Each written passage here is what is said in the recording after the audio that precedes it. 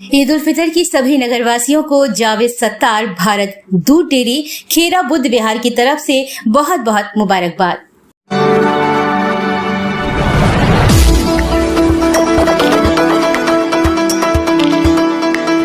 नमस्कार, समाचार बुंदेलखंड में आपका स्वागत है। रुख करते हैं झांसी की खबरों पर। भूमाफिया नत्थू कुशवाहा पर शहर कोतवाली में एक और मुकदमा दर्ज। प्लॉट के नाम पर कारोबारी से 27 लाख रुपए हड़पे। आपको बता दें कि झांसी में भूमाफिया नत्थू कुशवाहा और उसकी गैंग के सदस्य बाल किशन कुशवाहा पर शहर कोतवाली में एक और केस दर्ज हुआ है।